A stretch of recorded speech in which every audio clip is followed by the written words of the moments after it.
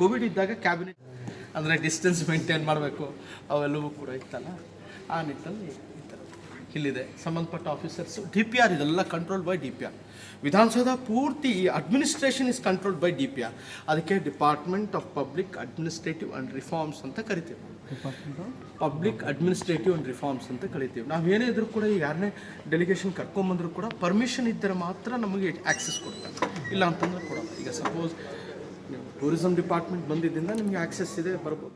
ಅಲ್ಲಿ ಆದಂಥ ಪ್ರಗತಿ ಬಗ್ಗೆ ನಮಗೆ ಮಾಹಿತಿ ಮೈಸೂರು ಅಡ್ಮಿನಿಸ್ಟ್ರೇಷನ್ ರಿಪೋರ್ಟ್ಸ್ ಅಂತ ಇದೆ.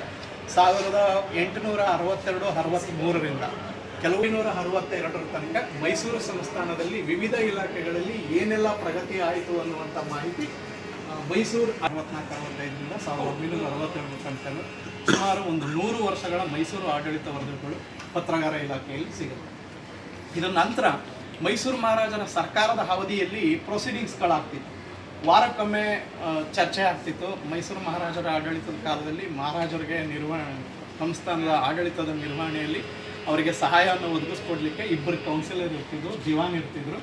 ಅನಂತರ 1881 ರೆಪ್ರೆಸೆಂಟೇಟಿವ್ ಅಸೆಂಬ್ಲಿ ಆಗುತ್ತೆ. ಆ ಅಸೆಂಬ್ಲಿಯಲ್ಲಿ ಸಂಸ್ಥಾನದಲ್ಲಿ ಹೆಚ್ಚು ಜಮೀನನ್ನು ಹೊಂದಿದ್ದಂಥವರು, ಹೆಚ್ಚು ಸರ್ಕಾರಕ್ಕೆ ಟ್ಯಾಕ್ಸನ್ನು ಕಟ್ಟಿದ್ದಂಥವರು ರೆಪ್ರೆಸೆಂಟೇಟಿವ್ ಮೆಂಬರ್ಗಳಾಗಿ ಬರ್ತಾಯಿದ್ರು. ಅವರು ಕೂಡ ಸಲಹೆ ಸೂಚನೆಗಳನ್ನು ಕೊಡ್ತಿದ್ರು. ರೆಪ್ರೆಸೆಂಟೇಟಿವ್ ಅಸೆಂಬ್ಲಿಯಲ್ಲಿ ಡಿಸ್ಕಸ್ ಆಗ್ತಿತ್ತು.